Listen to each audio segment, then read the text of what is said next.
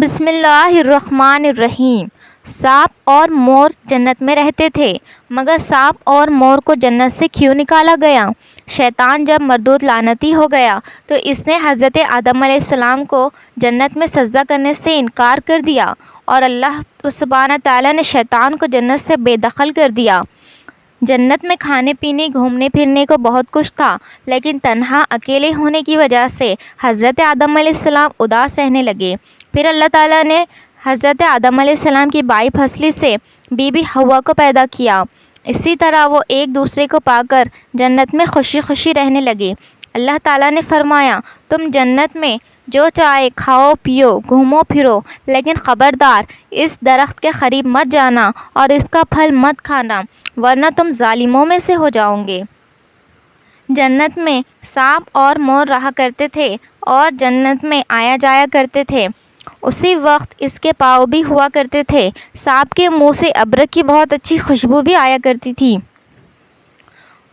اور مور ابھی جتنا خوبصورت ہے وہ پہلے اس سے کہیں زیادہ خوبصورت تھا جب جنت میں رہتا تھا، اور مور کے پاؤں بھی اسی وقت بہت ہی زیادہ خوبصورت تھے۔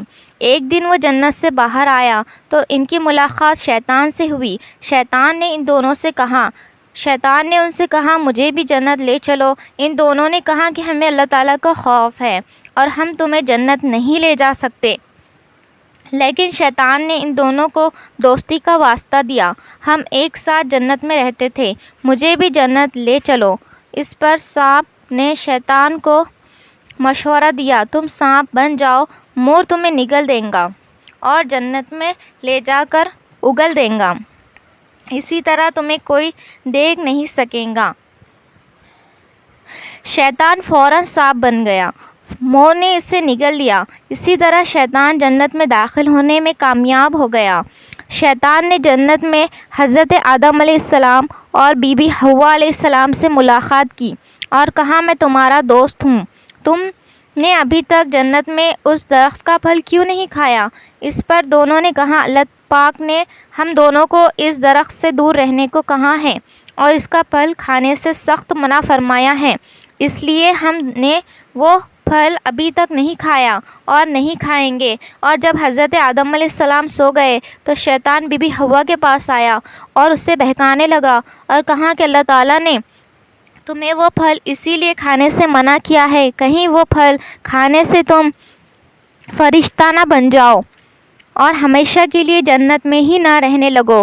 بی بی حوا نے شیطان کے بہکاوے میں آ کر اس درخت کا پھل کھا لیا، اور جب حضرت آدم علیہ السلام سو کر اٹھ گئے تو انہیں بھی یہ پھل کھانے کے لیے بہت مجبور کیا، اور وہ پھل حضرت آدم علیہ السلام کو کھلا دیا۔ جیسے ہی ان دونوں نے اس درخت کا پھل کھانا شروع کیا، ان کا جنتی لباس نکل گیا۔ تبھی اللہ تبارک و تعالیٰ نے ان سے کہا میں نے تمہیں اس پھل کو کھانے سے اور اس کے پاس جانے سے منع کیا تھا۔ اللہ تعالیٰ نے حضرت آدم علیہ السلام اور حضرت حوا علیہ السلام کو جنت سے نکال کر زمین پر بھیج دیا اور ان سے کہا کہ زمین پر ایک خاص وقت تک تمہارا ٹھکانہ ہے اور اب تم